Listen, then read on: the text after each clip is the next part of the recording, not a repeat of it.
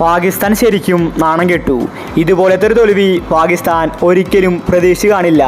ജയിച്ച മത്സരമാണ് അവസാനം കൊണ്ടുപോയി കളഞ്ഞത്. ഇന്ത്യ ആകെ കൂടി 119 റൺസ് മാത്രമേ എടുത്തിട്ടുണ്ടായിരുന്നുള്ളൂ. അതുപോലും പാകിസ്ഥാനെ മറികടക്കാൻ സാധിച്ചില്ല.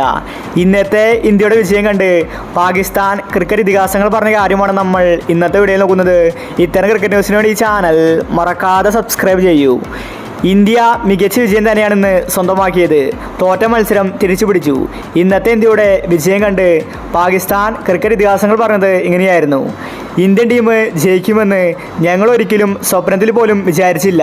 ഇന്നത്തെ മാച്ചിൽ എന്താണ് സംഭവിച്ചതെന്ന് വ്യക്തമല്ല. ഒരുപാട് മിസ്റ്റേക്കുകൾ വന്നിട്ടുണ്ട്. അതെല്ലാം ഞങ്ങൾ പരിശോധിക്കുന്നുണ്ട്. ഇന്ത്യ എങ്ങനെയാണ് ഇന്നത്തെ മാച്ച് ജയിച്ചത്?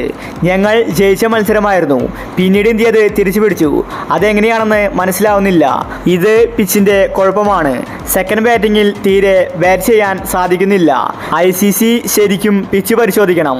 ഇന്ത്യൻ ടീം പിച്ചിൽ എന്തെങ്കിലും കൃത്രിമത്വം കാണിക്കാൻ സാധ്യതയുണ്ട്. ഇന്ന് കളി തോറ്റത് പാകിസ്ഥാന്റെ കുറ്റം കൊണ്ട് തന്നെയാണ്. ഇത്രയും ചെറിയ സ്കോർ പോലും മറികടക്കാൻ സാധിച്ചില്ലെങ്കിൽ പാകിസ്ഥാനെ പോലെ ഒരു ടീം ഉണ്ടായിട്ട് എന്താണ് കാര്യം? കഴിഞ്ഞ മത്സരത്തിലും പാകിസ്ഥാൻ അമേരിക്കയുമായിട്ട് തോറ്റിട്ടുണ്ടായിരുന്നു. ഇന്ന് ഇന്ത്യയുമായിട്ട് തോറ്റിരിക്കുകയാണ്. പാകിസ്ഥാൻ ടീം ഇന്ത്യൻ ടീമിന്റെ കളി കണ്ടുപിടിക്കട്ടെ. ഇതുപോലത്തെ മോശം കളി കാഴ്ചവെക്കാനാണെങ്കിൽ ഇനി വേൾഡ് കപ്പിൽ വരരുതെന്ന് പാകിസ്ഥാൻ ഇതിഹാസങ്ങൾ വ്യക്തമാക്കി. ഇന്ന് ഇന്ത്യക്കെതിരെയുള്ള മത്സരം അവർക്ക് ജീവന്മാരുടെ പോരാട്ടമായിരുന്നു. ഇന്ന് തോറ്റാൽ അവർ പുറത്തായിരുന്നു. അതുപോലെ തന്നെ സംഭവിക്കുകയും ചെയ്തു. പാകിസ്ഥാൻ ഇപ്പോൾ 95% പുറത്തായിരിക്കുകയാണ്.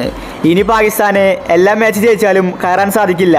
മറ്റു ടീമിൻ്റെ വിജയങ്ങൾ നോക്കണം.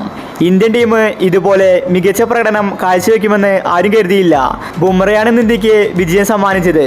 അദ്ദേഹം ഇങ്ങനെ ബൗൾ ചെയ്തില്ലായിരുന്നുവെങ്കിൽ ഉറപ്പായിട്ടും ഇന്ത്യ കളി തോറ്റേനെ.